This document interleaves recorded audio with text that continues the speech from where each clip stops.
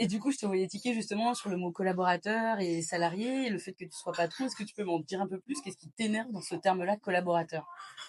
En fait, c'est tout ce côté novlangue managérial. Mmh. Il y a quelque chose qui m'agace profondément parce que maintenant, on est tous des collaborateurs dans des entreprises à mission qui portent un beau projet avec tellement de belles valeurs. Ouais. T'as vu cette phrase-là? Elle veut rien dire. Tu peux inverser les mots, ça veut toujours rien dire, mais on utilise quasiment que ces quatre mots-là maintenant pour définir une entreprise. Mmh. C'est pas vrai. C'est quoi le projet d'une entreprise? C'est que le patron gagne de l'argent. C'est ça la vérité. Les valeurs d'une entreprise, c'est quoi? C'est on se respecte dans l'entreprise, on se dit bonjour le matin, c'est du flan. Donc, pour revenir concrètement à la question, pourquoi j'aime pas le mot collaborateur? Parce que par rapport à une vision du monde, j'adorerais avoir une entreprise horizontale. J'essaye de réfléchir à des solutions pour y arriver dans le futur. C'est compliqué, hein, puisqu'on est limité par les candidatons, tout Oui. simplement. Euh, mais le mot collaborateur, il est, il est tellement faux parce que le patron ne collabore pas avec ses salariés. Il va Mmh. collaborer avec ses salariés pour choisir quelle machine à café on va acheter. Parce que Ouais. ça, à la rigueur, il s'en fiche. Pour tous les sujets dont le patron s'en fiche de demander l'avis, ok, on collabore. Par contre, le jour où il y a vraiment une décision à prendre et puis qu'on n'est pas d'accord avec le Mmh. patron va dire, hé, c'est moi le patron. Oui, parce qu'il y a quand même ce lien de subordination. Donc, on ne peut pas collaborer quand derrière, on peut pas appeler collaborateurs des gens qui, de toute façon, à la fin, devront nous obéir Ouais. quand on leur donnera quelque chose. Donc, c'est tous des termes qu'on a amenés pour dire à nos salariés, attends, on collabore. Donc, attends, on collabore avec nos belles valeurs. Donc, au fait, est-ce que tu peux finir le rapport ce soir, s'il te plaît? Ouais. Puis vu que tu collabores, tu dis, ah bah oui, parce que on est tous portés dans le même élan pour faire avancer notre belle société à mission, c'est génial. Si je, si je te demandais, tiens, finis ton rapport ce soir parce que t'es une super collaboratrice, grâce à toi, on avance. Tu vas me dire, allez, oui, je vais faire un effort. Par contre, juste en changeant la forme, par contre, je te dis, machin, tu me fais le rapport ce soir? Là, tu le prends beaucoup moins bien. Mais en fait, on n'a pas changé le fond, on a juste changé la forme. Ouais, tout à fait. Donc, avec le mot collaborateur, on a adouci la relation patron-salarié. Mmh. Et finalement, alors, ça va faire hurler, mais finalement, on essaye d'endormir une certaine lutte des classes. Oui. Parce que et tout ça, tous les mots, valeur, projet, collaboration, il y en a plein, hein. Oui, oui, oui. Cette novlangue managériale, elle est remplie de bombagiques comme ça. Mais c'est juste pour faire croire que c'est tous ces salariés de la classe moyenne, voire en dessous, classe moyenne un peu défavorisée, Mmh. ben, oh, on les met au même niveau que nous. Oui, je vois. Enfin, que nous, je dis nous parce que je suis obligé de me considérer comme un petit patron. Et finalement, je gagne pas beaucoup plus qu'un salarié. J'ai qu'une TPE, je gagne pas énormément. Ça m'a fait rire il y a pendant la réforme des retraites, il y Oui. a un an et demi, 2 ans, je sais plus. Où on était tous dans la rue. Je pense que j'étais le seul petit patron à défiler dans la rue. D'accord, OK. Enfin, j'en sais rien, je connais pas tout le monde dans la rue, mais euh, et ça me faisait rire parce que les slogans des syndicats, c'était bah, salaud de patron, Bah oui, évidemment. forcément, ouais. Alors moi, pour la chanson, moi je rajoutais toujours salaud de petit, non, salaud de grand patron, pardon, je me confonds, ouais. Salaud de grand patron. Parce que, bah, voilà, je discutais avec les gens autour de moi, je leur disais, mais vous savez, enfin, c'est pas parce que vous êtes des syndicats ouvriers et que moi je suis un patron, enfin, à un moment donné, on ne Peut-être se forcément rejoint pas. pionnière et Et on veut toujours enfermer tout le monde dans cette contradiction. ouais, Il y a le patron, il y a les salariés. Oui, il y a les grands patrons sortis des grandes écoles et souvent héritiers d'ailleurs. Et on veut souvent les mettre en conflit avec ben, les ouvriers. Ah bah non, du coup on parle plus de conflit. Ah donc du coup on collabore. ouais, Et je vois. puis machin. Et puis je vais te donner un petit peu de ci, un petit peu de ça. On leur donne plein d'avantages. Enfin, on leur fait croire qu'on leur donne plein d'avantages. Tout ça c'est pour endormir à un moment donné la volonté du salarié aussi de vouloir voir un petit peu plus haut. Oui, je vois. C'est un peu finalement du marketing, de l'entreprise, surtout, également avec, bah, les réseaux sociaux, LinkedIn, puisque sur LinkedIn, effectivement, il y a quand même un langage à avoir, certains codes à Ah, utiliser ça. dans les posts qu'on fait, même si on n'en pense pas forcément un mot, mais on est obligé pour se rendre visible, d'utiliser ce ces bah, différents termes linguistiques comme collaborateur, QVT, la qualité de vie au travail, ce que toi tu essaies de mettre en place pour tes collaborateurs, mais en soi qui est juste, qui est juste une retranscription des valeurs que tu portes personnellement, Ouais, si je dis pas de t'as bêtises. dit le mot valeur, hein, fais gaffe. Oui, mais c'est quand même des valeurs personnelles que Ben tu oui. as et que tu essayes d'inculquer dans ton entreprise et d'avoir, avec toi dans ton équipe. Mais du coup, effectivement, toutes ces questions de marketing, un petit peu du travail et de la marque employeur et qu'est-ce que tu en penses, toi? Enfin, Ah ouais, enfin, on va dire les mots, enfin, c'est du bullshit. Enfin, ouais. non mais abonné, c'est. En fait, je vois pas à quoi ça sert ces Ouais. trucs. Euh, c'est à un moment donné, on revient toujours à ça. C'est des grandes entreprises Mmh. qui, à un moment donné, ont inventé ces termes-là Mmh. pour lisser leur image et montrer que bah non, ce qu'on fait, c'est pas du greenwashing, c'est des valeurs de défense de l'environnement. Ouais, ouais. C'est pas du, enfin bon, bref, les exemples comme ça, pareil, il y en a à l'appel. Donc du coup, voilà, marque employeur. Alors oui, évidemment, je mets en avant le fait que je fais la semaine des 4 jours, que mes salariés choisissent à peu près leurs heures de travail, évidemment. Mais ce que enfin, je le mets en avant, même pas. C'est pas comme si Ouais. je passais ma vie à dire ça. Mais enfin, comme je te dis, enfin, moi je trouve que c'est tout simplement du bon sens. En fait, y a pas besoin d'être fier de faire un truc qui pour moi devrait être Et normal. basique, ouais, je comprends. Mais Euh, est-ce qu'aujourd'hui, il y a pas aussi un souci avec le recrutement? Je sais pas comment ça se passe, toi, pour recruter du monde. Est-ce que tu arrives à recruter du monde? Et est-ce que c'est compliqué? Est-ce que tu as des barrières aussi? Comme tu disais, le métier, les métiers manuels se laissent peut-être un petit peu moins aujourd'hui. Est-ce que tu te rends compte qu'il y a une tendance un peu plus compliquée pour recruter des personnes jeunes qui feraient partie de ma génération, de la génération Z, par exemple? alors ça va me permettre une grande parenthèse. Ouais. Parce que du coup, il s'avère que je suis devenu mandataire. Enfin, j'ai été élu au conseil d'administration de la CPME et que Félicitations. merci. Et du coup, je suis mandataire de la CPME au sein de l'Académie de Dijon. D'accord. Et donc, du coup, j'ai de temps en temps ma petite réunion là-bas Mhm. où je me retrouve face à 20 syndicats de professeurs et de parents d'élèves avec, alors pas tout seul, il y a quand même une représentante du MEDEF avec moi, donc on est un peu D'accord, 20 bon, ça contre va. 2. Ouais. Euh, donc bon, je dis pas qu'on en prend plein la tête, parce que là, ce serait exagéré, ce serait juste pour la caméra, pour dire que on est seul contre tous. Mais en fait, c'est vrai qu'on y entend est assez symptomatique de ce qu'on rencontre du coup dans le recrutement, Ouais. à savoir que ça fait, alors je ne vais pas remonter trop loin parce que j'ai pas assez non plus, je suis pas encore trop vieux, mais ça fait en tout cas 10 ans, 10, 15 ans qu'on a rempli beaucoup trop les filières liées à la Mhm. communication, à la gestion des petites et moyennes entreprises. Enfin, toutes ces filières-là sont... En fait, on en a ouvert beaucoup et elles Ouais. sont toutes remplies. À l'heure actuelle, la mode, c'est le RH. Oui. Le RH, il y en a un, l'appel. On va avoir une génération de RH incroyable. Mais tout comme il y a eu, avec juste avant le Covid, avec le boom de l'immobilier, Ouais.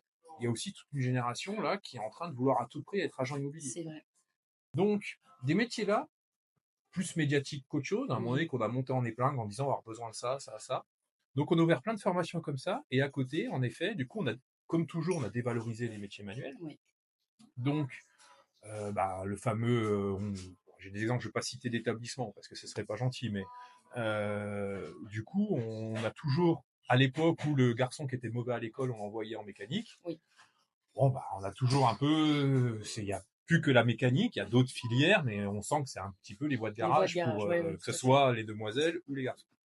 Donc, on se retrouve toujours dans cette situation où moi, si je cherche un commercial, Mhm. avec tous les NRDC, MCO, machin et tout, Ouais. on pose une offre d'emploi. Allez, en 24-48 heures, il y a à peu près 20 CV déjà qui sont dans la boîte mail. D'accord. Par contre, pour ma partie atelier, C'est plus qui se complexe. scinde à nouveau en deux, j'ai la partie graphisme, où alors là, pareil. Et en plus, tout le monde se croit doué, parce qu'avec Canva, tout le monde pense qu'il est un graphiste de haut niveau, Mhm. ce qui n'est pas le cas, parce que c'est comme C'est tout, comme c'est un là. métier. Après, c'est aussi un métier qui va être en grosse évolution, c'est avec l'arrivée de l'IA. Tout à fait. Il y a énormément de choses qui vont changer. Là, ça fait peur, mais après, c'est toujours pareil.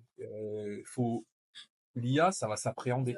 Mhm. C'est comme si tu te souviens, il y a 10 ans, un peu moins de 10 ans, l'impression 3D. Oui, l'impression 3D. Oui, oui, il y a eu L'impression un gros 3D, boom. tout le monde a dit, oh, On C'est va révolutionnaire. fermer toutes les usines, on va tout imprimer, machin et tout. Bon, bah, ça fait pchit un peu. Et puis finalement, quelques mois après, tout est rentré un peu dans l'ordre. On a utilisé l'imprimante 3D pour des trucs spécifiques, notamment dans la médecine et tout, Ouais. pour créer des pièces. Mais l'IA, ça va être ça. C'est que pour l'instant, il y en a tellement d'un coup qu'on a Oui, l'impression il d'être. faut qu'on digère aussi l'information. Et après, ben, justement, les bons graphistes, notamment ceux qui sauront s'adapter, ben, du coup, vont utiliser l'IA, mais du coup, avec leurs compétences personnelles. Oui, bien sûr. Donc, c'est comme tout va s'adapter. Donc, mes graphistes, en tout cas, pareil, il y en a à l'appel. On pose D'accord. un CV. Il y avait un gros organisme public. Il a posté une annonce pour un poste de communicant graphiste. Ouais. En 48 heures, elle avait 150 CV. Ah oui. Et à côté de ça, ben, par contre, la partie impression, mettre les dessins sur les t-shirts et ainsi de suite, bah là, on a posté. Mhm. Je crois qu'en un mois, on a un CV. Ah oui, d'accord. Et c'est pas faute d'avoir utilisé plusieurs plateformes, etc. Ouais, bien sûr, bien sûr. Parce que bah là, par contre, il n'y a pas de formation. Donc il y a un réel déséquilibre entre les métiers plutôt bureaucratiques, on va dire, et les métiers vraiment manuels et enfin, Comme toujours. utiles. Alors que bah, du coup, il y a, bah, de toute façon, on le voit bien dans le monde des artisans, les plombiers, les chauffagistes et ainsi de suite. Bah, il y en a plus beaucoup. Du coup, ceux qui sont là, bah, finalement, ils peuvent gonfler les prix parce que de toute Ouais. façon, on n'a plus le choix. Alors, c'est pas une critique, hein, ils ont bien raison Ouais, finalement. bien sûr. Mais voilà, il y a ces métiers-là, l'artisanat, n'arrivent pas à recruter. Donc, D'accord. pas des retards de chantier, mais à un moment donné, il n'y a pas de monde pour les faire les Ouais, tout à chantiers. fait.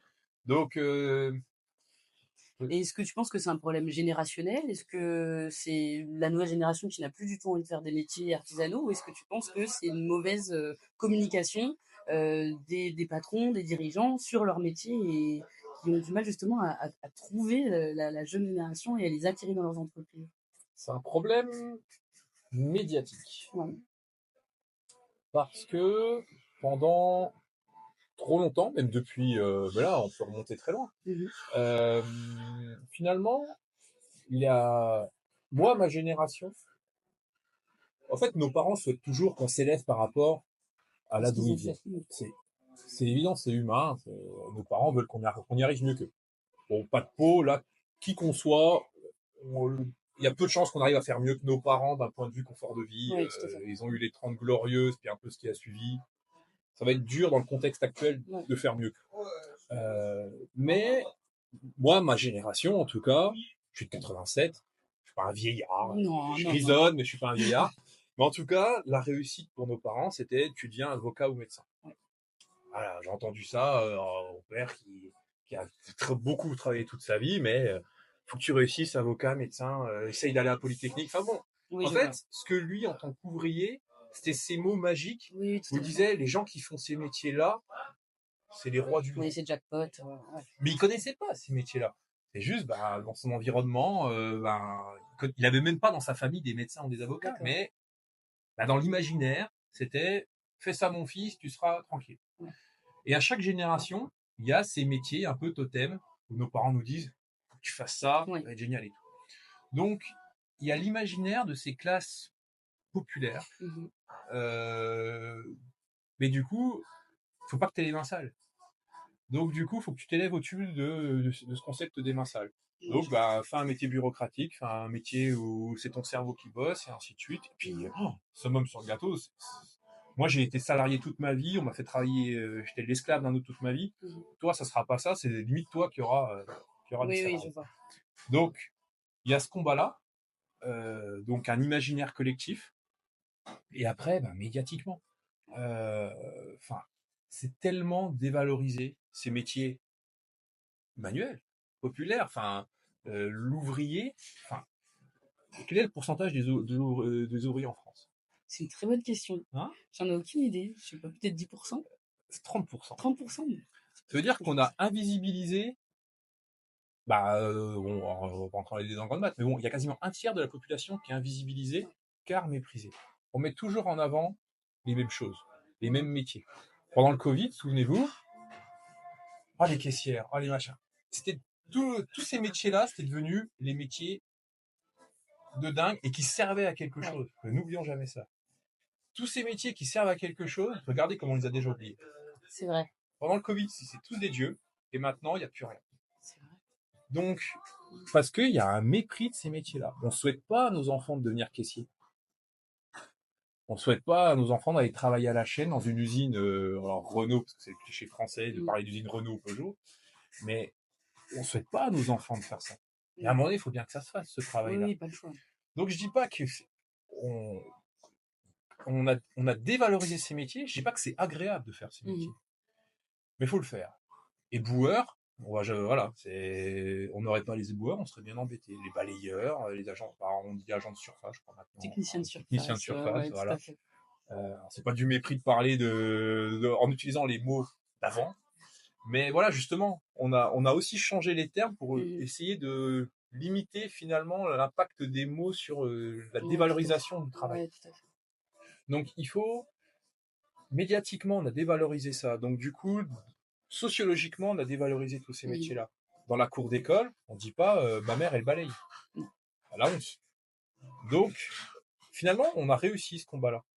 Enfin, ils ont réussi ce combat-là. C'est de nous dire tous ces métiers. À partir du moment où on travaille avec nos mains, c'est vilain, c'est sale. Ouais, ouais, Sauf si c'est dans le luxe. c'est vrai. Là, par contre, c'est dans le luxe, c'est la classe. Si on est un petit artisan, orfèvre, machin et tout, là, ça, c'est la classe. Mmh. Par contre, tout ce qui est ouvrier, tout ce qui se rapproche du métier d'ouvrier, de répétition de gestes, tout ça, c'est ultra méprisé dans notre société. Et qu'est-ce que tu penses que justement il faudrait faire d'un point de vue politique ou plutôt localement avec peut-être, je sais pas, des réseaux d'artisans pour essayer de faire venir bah, les jeunes et les faire revenir justement à des métiers un peu plus manuels? Est-ce que tu aurais des pistes? Est-ce que tu as pensé à quelque chose? Je t'ai pas encore dit, je sais pas, la révolution. Oui. Non, mais enfin, j'avoue que j'ai jamais vraiment réfléchi à cette Ouais. question-là du comment, comment changer ça. Euh, Déjà, il y a beaucoup de métiers qui sont pas connus. Oui. Après, en effet, c'est pas forcément des métiers drôles. Comme je dis, même si je connais le métier de caissier, Mmh. pas pour ça que j'aurais envie d'envoyer quelqu'un faire caissier. Oui. Là, à un moment donné, faut être lucide, faut pas se C'est un mentir. métier pénible. C'est un métier ultra pénible. Moi, le métier qu'on fait chez moi, celui qui passe sa journée à poser les dessins sur les t-shirts, enfin, je l'ai fait hein, quand j'ai monté ma boîte. Au Mmh. début, je le faisais comme un grand. Je suis content de beaucoup moins le faire Ouais, bien sûr. parce que c'est usant, c'est le genre de métier. En effet, C'est répétitif. on parle de pénibilité au Mmh. travail.